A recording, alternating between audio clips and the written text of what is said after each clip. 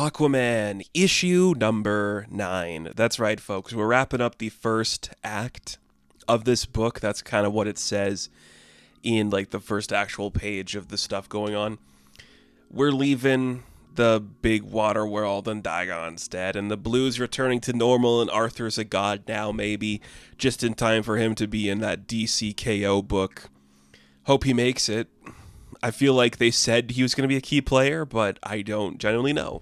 Whatever, he's coming back. This book has Arthur interacting with the Justice League. That's cool. It's been a minute. Which is still okay. So, like I said, this book opens up, and we are getting the passage about he shall come from the end, the Omega, from which it began, the dark tide that crashes upon the shores of his enemies, an empty vessel to be filled.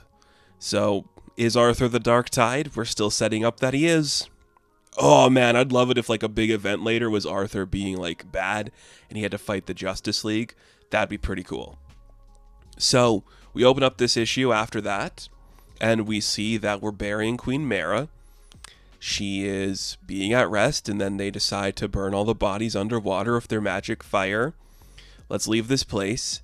And you see that Andy looks back at her mother with anger, like, oh man, something bad's coming. So then they just like leave what's left of the place, and then Arthur's taking them in the Nautilus to where they need to go. They're headed back to normal times and normal lands where things aren't always underwater. The whole team's there, and you see that, what's the name of the Wonder Kid that's here? Either way, Tan, I think it's Tan. He's here, and he's like, man, you guys are going to love the Justice League. They're so cool. Superman's sick. Wonder Woman's the best. They're like gods, and Arthur's a god now, so I guess he's like part of the pantheon of the gods now. Kind of cool. But everyone aside from him is just like, I don't really want to meet these heroes. I don't think this world's going to be interesting. So Nemo takes them deeper into the world, and they arrive just as a weird parasitic thing has taken over the body of Superman, and the Justice League is fighting it. So we get a little bit of a Justice League Unlimited book in here. Wonder Woman, Batman, a bunch of other characters, Hawk Girl's here, Elongated Man, they're all fighting Superman, who's corrupt, and you know, he's just taking them down pretty easily, and he's about to destroy Batman, about to punch him with his big head, but then Arthur grabs it, and he stops Superman from punching Batman, and then the weird thing that's taking over Superman punches Arthur, and he feels nothing, and then he like explodes a big ball of electricity like he's an eel from the water against Superman, and it's really great. And then Diana and Bruce are like, what just happened? Arthur's back, and he just took a punch from Clark. And then the Wonder Twin shows up, and he's like, hey, it's great to see you guys. And they're like, you're back? And he's like, yeah, I'm going to go see my sister. And he just like runs away. And they're like, what? So then the Blue Warriors all show up. The whole team shows up. The Big Shark, the Mermaid, his daughter, the Wonder Kid, Arian. Everyone's here except for Nemo. Nemo's not in the fight, which makes sense. Like, what's he going to do? So they all use their combined powers, taking on the form of water, managing to hold down Superman as they expel the spirit from within him.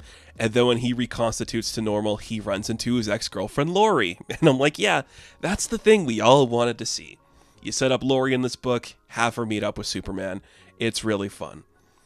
So it seems that Arthur has a lot to tell them about his journey. So they're going to head back to the Watchtower, and he's just going to explain to it in detail. And I like this. I think, you know, the Trinity is a big deal, and I think it's important. And we could always argue who the fourth pillar of DC is. Like, it could be Supergirl, it could be Harley Quinn, it could be The Flash, or it could be Aquaman. It could be any of them, really. I like the distance that this book gives Arthur to them. I always think he should be next to Martian Manhunter, like the most outsider of the Justice League. And I think this really shows you how he is. He's dealing with stuff that they don't fully get, not just like losing a kingdom and losing a wife, but these powers that are now controlling like most of what the Earth is. Like, he describes his connection to the blue as being able to feel everything happening to it. Like, he can sense a hurricane before it happens. He can hear the cries of someone swimming leagues away. Everything that involves the water is connecting to him and running through him. He is fully connected to it. And I really like that. He always, in my opinion, needs to be distant from them. Always a member, but never like, you know, a part of the Trinity. He's not the fourth pillar. I love him to be. I think in my heart of hearts he is. But I don't like when you see the four of them standing together, he does look like the outsider. And I think that's how it should be. So they want to run some tests on him to figure out what went wrong. And he's like, no, I just need to be down there with my friends in the ocean and with my daughter. And they're like, hey, what if we need you? He's like, just call. You know where to find me. And that is an answer that Batman doesn't like. So before Arthur actually heads down to the ocean, which is what he wants to do, he's going to look around his quarters that he has on the watchtower. It's everything he doesn't want to keep in the water. Just a gorgeous looking room. He's looking at photos of him and his wife from a time beyond time. He's looking at himself in the mirror and he's just like, it's time to start over. Like, I gotta go fresh. It's been a criminal time for me. I've been through so much shit. How do you know someone's grown or changed from the arc they went on? Well, they shave their beard. So Aquaman shaves his beard. Do I like it? Yeah, I like Aquaman no matter what he looks like. Do I prefer the beard with the short hair? I do. I think it's a great look for him. But let's go back to fully classic Aquaman. I'm okay with that too. So there's like an alert on the watchtower, and the Question and Blue Beetle are watching it. Like, something just leaped out of the watchtower towards Earth. It's like, oh my god. Aquaman just jumped out of the watchtower and splashed right into the water below. And he's just like, I gotta go home. Gotta check on everything. Like, all the people I just met on my journey are down here now. They don't want to go on the watchtower. So he goes to what remains of Atlantis. The Atlantis he knew was taken and destroyed and aged decades upon decades. His daughter grew up. His wife and his friends are dead. So he's looking at the husk of what his Atlantis was. And he's like, it's just a fading memory. It's just bricks and ruins, and it's nothing I have to move on. Be with my daughter, be a part of this world. I have to be there. In different ways. So he looks at this Atlantis and decides he has to move on. I have to let the past be in the past. And as he is swimming away, we hear people screaming like, no, Arthur, no, I'm here. He's like, my queen, what's wrong? He was here, don't you see, Adrena? Your father has returned. And we see, which is what I expected the whole time, because these are key characters you can't kill off. Mera and the Aqualads, they just appear from some weird electricity, which is very similar to the electricity that Arthur was using earlier in the fight with Superman.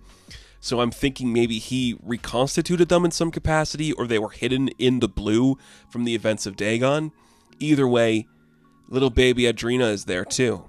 So the woman that Arthur thinks is his daughter, his old daughter, might not actually be his daughter. Nonetheless, I am really happy we did not actually kill off Mera, or whatever this is going to be. I don't need to see him kissing another person, you know? Superman can kiss a mermaid girlfriend, that's fine, but I don't want Aquaman kissing someone else. That's his wifey. She should stay there. Really fun book. Get him back into the main line of DC. He's interacting with the Trinity, with the Justice League at large. He's got his new team. They are not going to be the Justice League Blue. He is just back in action. Back in the waters, back in his waters now with more power than he's ever felt.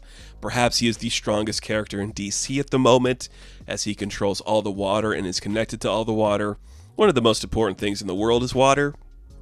So we'll see what happens with that. I'm in, man.